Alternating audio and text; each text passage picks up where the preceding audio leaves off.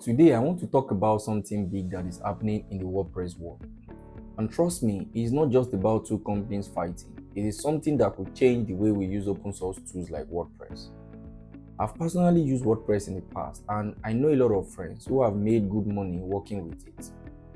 I will talk about my journey with WordPress in another video.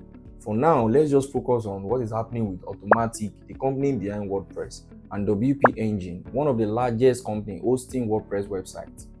Matt, the CEO of Automattic, the company behind WordPress, has accused WP Engine of not contributing enough to the WordPress community. Matt is basically saying, hey, WP Engine, you have been making millions of dollars using WordPress, but you have not been giving back enough. Matt even said WP Engine is like a cancer to the WordPress ecosystem, which is a really strong accusation. He believes WP Engine should be giving more back to support things like security and update for WordPress.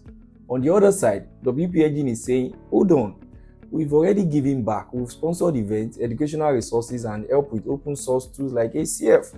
But according to Matt, that is not enough. So what did WP Engine do?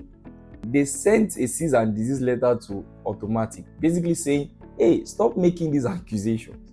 We have been doing our part in helping the WordPress community, and you're just trying to make us pay more money without reason. WP Engine is really upset because Mark is making this accusation public. He has been talking about WP Engine during speeches on social media, even on his own WordPress admin dashboard, saying WP Engine is not doing enough. Here's where it gets even crazier. Matt is asking WP Engine to either pay 8% of their revenue, yes, 8% of everything they earn, or contribute more to the WordPress ecosystem, like improve the core feature of WordPress. WP Engine is refusing to pay up, and that is where the fight really starts to heat up. WP Engine describes how Matt threatened to go nuclear on them if they don't pay up. He made public statement during WordCamp like what WP Engine doesn't give back to WordPress community, and people should stop using WP Engine as an hosting service. WP Engine is saying that all this is hurting their business and reputation. Why this fight is going on? The people who are really suffering this are the WordPress users posted on WP Engine, since Matt controls WordPress.org. WP Engine users are blocked from getting updates. This means they can't update their plugins or themes, which is a big deal for anyone running a website. One person on Twitter, for example, said they run a non-profit organization and now they are stuck because they can't update their site. They said it's really frustrating and they don't have money or the time to switch to a new host. And this fight is really getting in a way of their mission. Let me digress a bit. I was talking to a friend recently about the impact of PHP units in the development ecosystem. For those of you who don't know, PHP unit is a testing tool that is used widely in PHP projects, and it has been really helpful in making sure our codes are solid. We were saying companies that heavily relies on this tool should be sponsoring them because it plays such a huge role in their development lifecycle. So I decided to check their sponsor page, and thankfully we do have some companies and individuals already giving back. And then I looked at WordPress.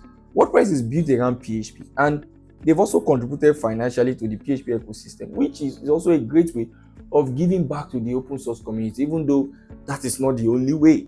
Legally, this case brings up an important question about open source license. WordPress operates under the GPL, meaning anyone can use and modify the software for free. But is there a moral obligation for companies making millions from it to contribute back? What about the trademark issues? WP Engine has been accused of misusing the WordPress trademark, a claim they vehemently deny, saying that the usage is within their legal bound. That exchange between Automattic and WP Engine reveals just how heated and complex this situation has become. So, what is going to happen if Automattic wins and WP Engine has to pay 8% of its revenue? It could change how business uses open source. Maybe companies have to start paying to use these tools, or they will be forced to give back to the community in a way they might not be ready for. But if WP Engine wins, then companies may feel they can continue to use WordPress or other open source tools without giving back unless they want to.